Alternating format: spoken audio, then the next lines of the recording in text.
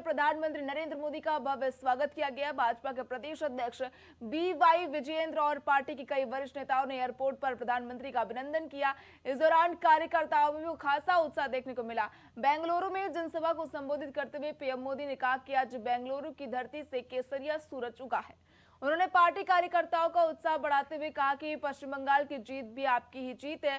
प्रधानमंत्री ने अपने संबोधन में 1857 के स्वतंत्रता संग्राम का भी उल्लेख किया। उन्होंने कहा कि 10 मई के दिन ही देश में आजादी की पहली चिंगारी फूटी थी, जिसने गुलामी की बेड़ियों को जलाकर भस्म कर दिया। इसके साथ ही प्रधानमंत्री नरेंद्र मोदी ने कहा कि उसी की प्रेरणा के साथ देश ने 3 दिन पहले ऑपरेशन सिंदूर की पहली वर्षगांठ मनाई है। इसके साथ ही प्रधानमंत्री ने अपने आगामी गुजरात दौरे की जानकारी भी दी। उन्होंने बताया कि 11 मई को वो सोमनाथ में रहेंगे, जहां सोमनाथ मंदिर के पुनर्निर्माण के 75 साल पूरे होने पर विशेष कार्यक्रम आयोजित किया जाएगा। कि बंगाल की जीत भी आप ही की जीत है। साथियों, आज 10 मई की ऐतिहासिक तारीख है। 1857 में 1857 में आज के ही दिन स्वतंत्रता संग्राम की पहली चिंगारी फूटी थी। समय के साथ ये चिंगारी एक बड़ी ज्वाला में बदल गई, जिसने गुलामी की बेड़ियों को जलाकर भस्म कर दिया। शौर्य और सामर्थ्य की ये विरासत, ये हमारी बहुत बड़ी ताकत है। इसी प्रेरणा से हमने 3 दिन पहले ऑपरेशन सिंदूर की पहली वर्षगांठ मनाई है।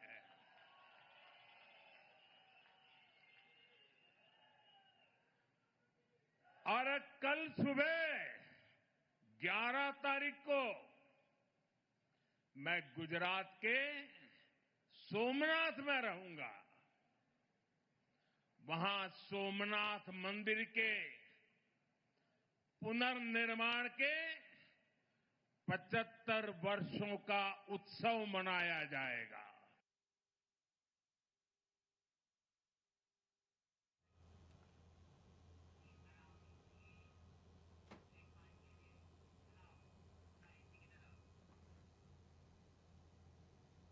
इसी कड़ी में प्रधानमंत्री नरेंद्र मोदी ने कहा कि आज मैं ऐसे समय पर बेंगलुरु आया हूं जब पूरे देश में चुनाव परिणाम पर चर्चा की जा रही है। ये सभी नए इतिहास रचने वाली घटनाएं हैं। ये चुनाव परिणाम भारत की राजनीति में बेहद अहम है। भारत के नौजवानों, किसानों, गरीबों और मिडिल क्लास समेत सभी वर्गों का मूड दर्शाता है। इन परिणामों को बहुत बड़ा मैसेज कि अस्थिरता से घिरी इस दुनिया में भारत की जनता स्थिरता का मंत्र दे रही है।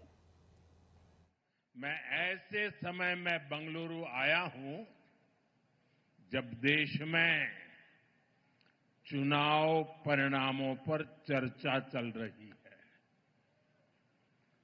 पुडुचेरी में लगातार दूसरी बार एनडीए की सरकार बनना, असम में लगातार तीसरी बार एनडीए की सरकार बनना, बंगाल में पहली बार बीजेपी को इतना बड़ा आशीर्वाद मिलना, और अभी 2 सप्ताह पहले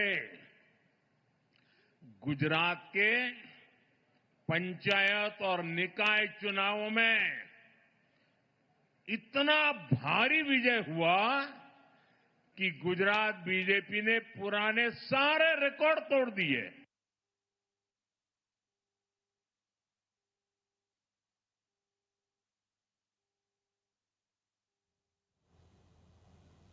उत्तर प्रदेश की राजनीति इस समय एक बड़े बदलाव के मुहाने पर खड़ी है। मुख्यमंत्री योगी आदित्यनाथ ने शनिवार शाम राज्यपाल से मुलाकात की, जिससे मंत्रिमंडल विस्तार की अंतिम मुहर माना जा रहा है।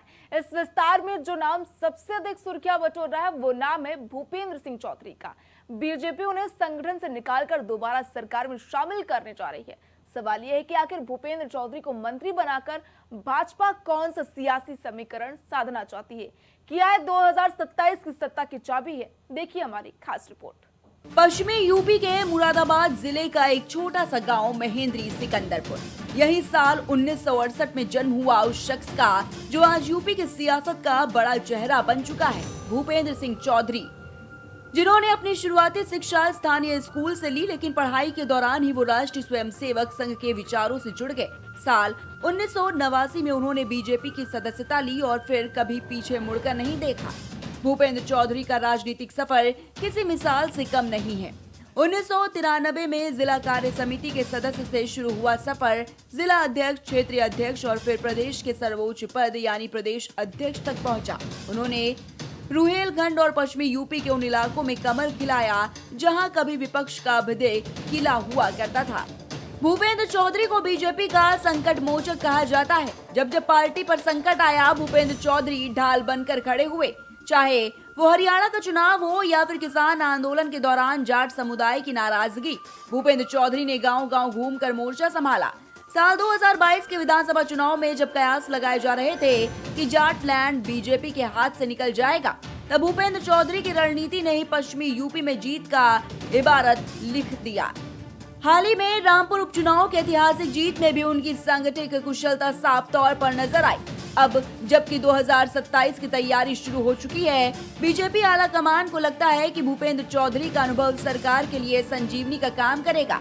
जाट बाहुल्य क्षेत्रों में उनकी पकड़ और प्रशासनिक अनुभव का मेल समाजवादी पार्टी और विपक्ष के हर चक्रव्यूह को तोड़ने की क्षमता रखता है। राजभवन में हुई मुलाकात के बाद फिलहाल ये साफ है कि भूपेंद्र चौधरी की सरकार में वापसी सिर्फ एक मंत्री पद नहीं बल्कि पश्चिमी यूपी को फतह करने का बीजेपी का मास्टर स्ट्रोक है।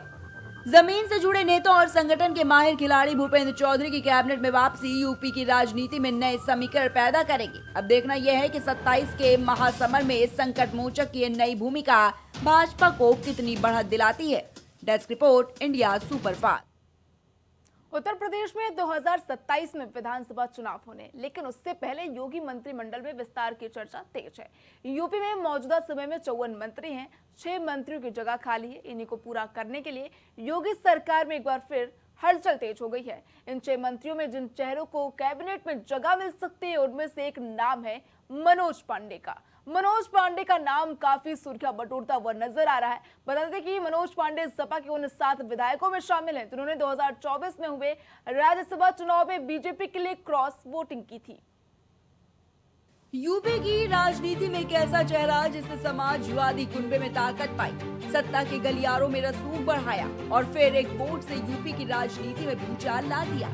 रायबरेली की ऊंचाहार विधानसभा से विधायक मनोज कुमार पांडे का राजनीतिक सफर सिर्फ एक नेता की कहानी नहीं बल्कि उत्तर प्रदेश की बदलती सियासत का आईना भी है। शांत स्वभाव, संगठन में मजबूत पकड़ और चुनावी गणित के माहिर खिलाड़ी माने जाने वाले मनोज पांडे ने सालों तक समाजवादी पार्टी की राजनीति में अहम भूमिका निभाई है, लेकिन हाल के सालों में उनके बदलते सियासी तेवरों ने उन्हें प्रदेश की राजनीति के केंद्र में खड़ा कर दिया।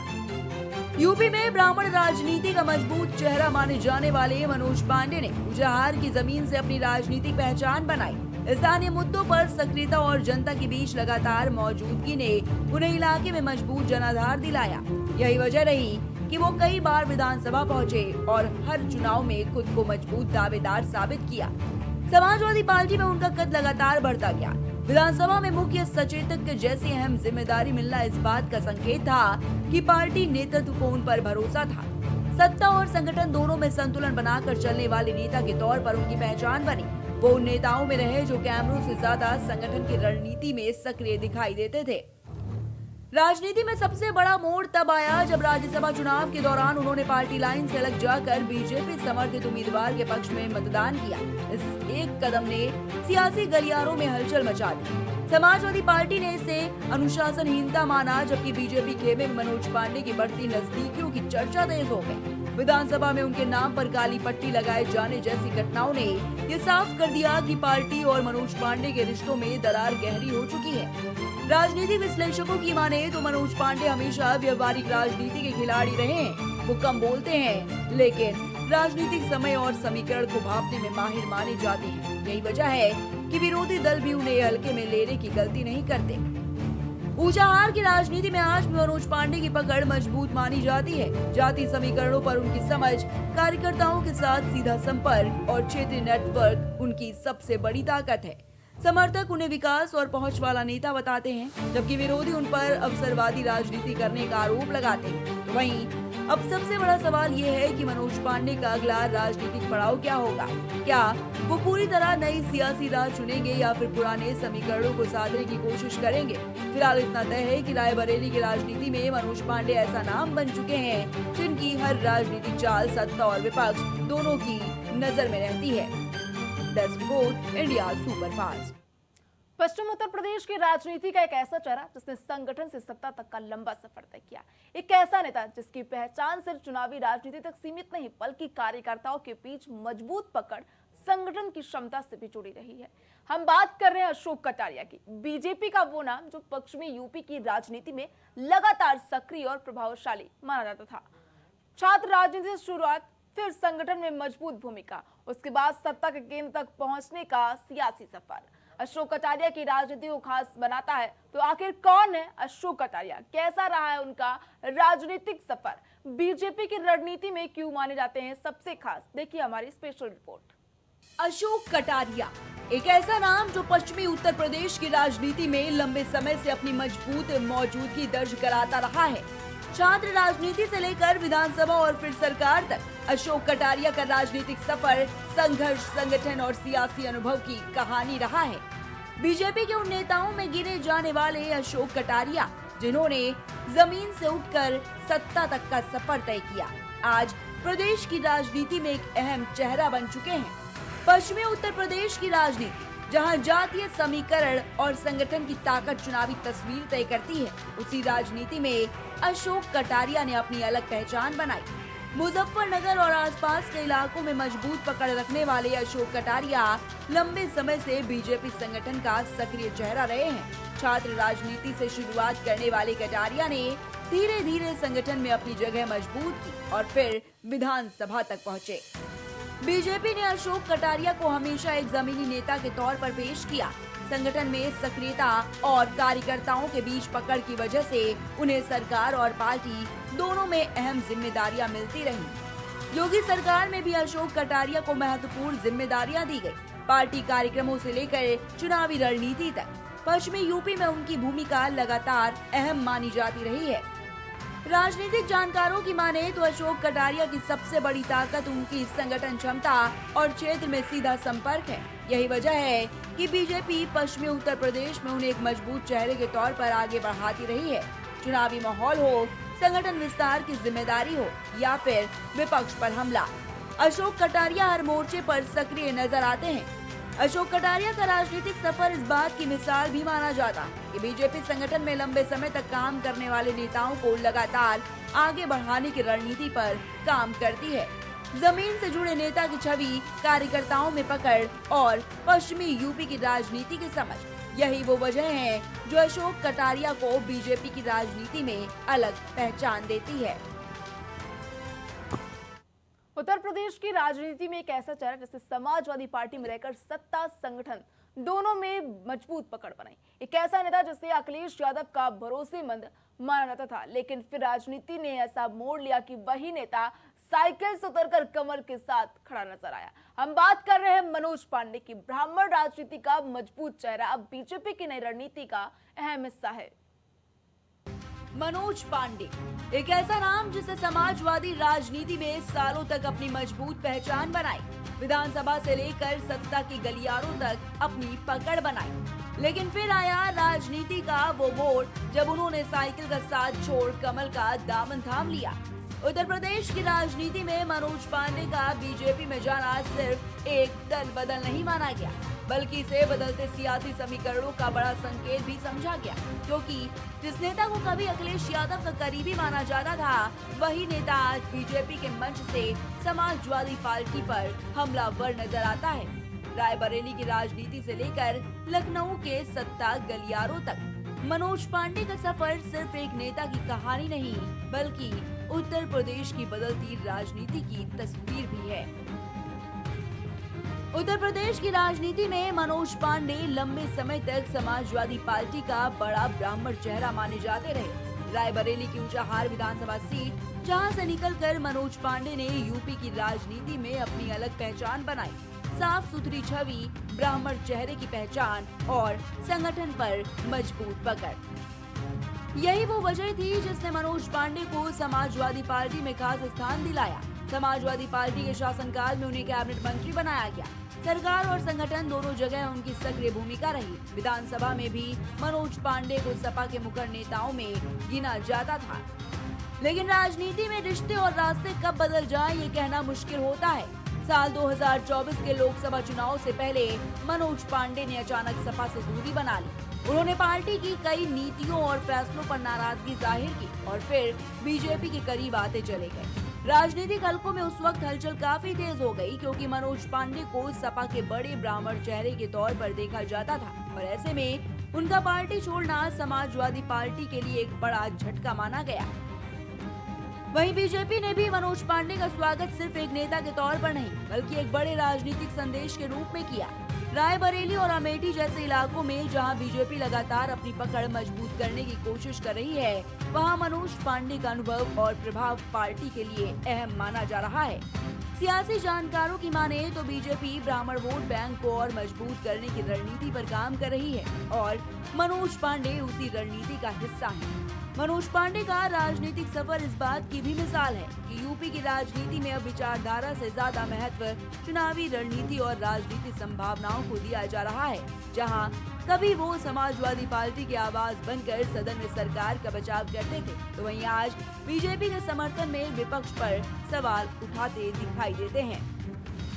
Desk report, India superfast. Pooja Pal ये केवल एक नाम नहीं, बल्कि आधी आबादी की ऐसी बुलंद आवाज है जिसे इंसाफ के लिए संघर्ष का प्रतीक माना जाता है। सिंदूर सूखने से पहले शुरू हुई इंसाफ की लड़ाई में पूजा ने न केवल अतीक के खौफ के किले में सेंध लगाई, बल्कि ये संदेश भी दिया कि अगर इरादे मजबूत हो तो वक्त की सबसे कठिन परीक्षा भी आपको तोड़ नहीं सकती। पूजा पाल ये केवल एक नाम नहीं है, बल्कि आधी आबादी की ऐसी बुलंद आवाज है जिसे इंसाफ के लिए संघर्ष का प्रतीक माना जाता है। सिंदूर सूखने से पहले शुरू हुई इंसाफ की लड़ाई में पूजा ने न केवल अतीक के खौफ के किले में सेंध लगाई, बल्कि ये संदेश भी दिया कि अगर इरादे मजबूत हो तो वक्त की सबसे कठिन परीक्षा भी आपको तोड़ नहीं सकती।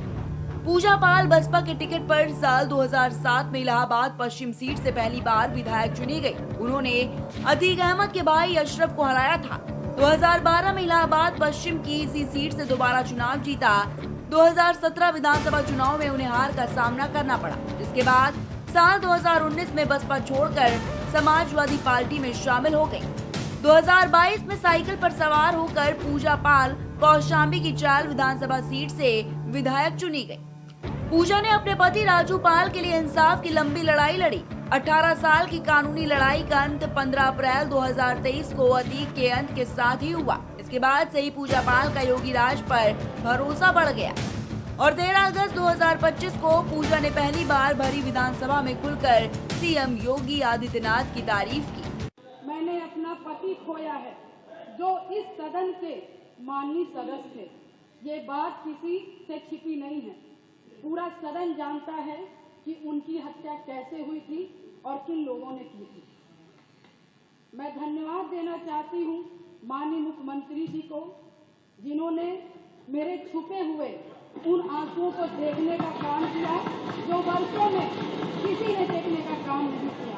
मेरा दुख, मेरा तकलीफ माननीय मुख्यमंत्री जी ने देखने का काम किया और सही मायने में मुझे न्याय दिलाने का और देने का काम किया।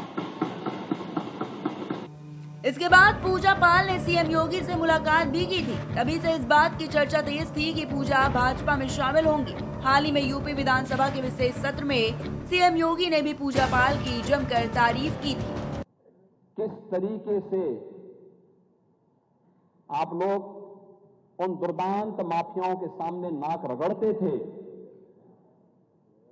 यहां पे तो समाजवादी पार्टी की ही विधायक श्रीमती पूजा पाल उसका सबसे बड़ा उदाहरण है।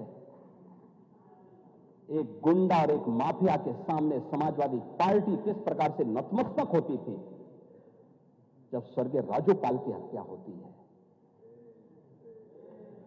आप लोग यानी उस पूजा पाल की आंखों के आंसुओं को भी नहीं पहुंच पाए थे। आप लोगों की कोई सहानुभूति नहीं थी। आप जाति के नाम पर समाज को बांटते हैं, लेकिन आपकी सहानुभूति वास्तव में महिलाओं के प्रति नहीं है, पिछड़ों के प्रति नहीं है, दलितों के प्रति नहीं है। स्टेट गेस्ट हाउस कांड और पूजा पाल का प्रकरण और इस प्रकार के अनेक उदाहरण ऐसे हैं जो आप सबके सामने आपके नेताओं के बयान। पूजा पाल उन हजारों महिलाओं के लिए उम्मीद की किरण है जो अन्याय के खिलाफ खड़ी है। अतीक अहमद के अंत के साथ उनके जीवन का एक बड़ा अध्याय जरूर पूरा हुआ, लेकिन उनका राजनीतिक सफर आज भी जारी है। Desk report, India superfast. फिलहाल के लिए इंटर सुपरफास्ट में इतना ही।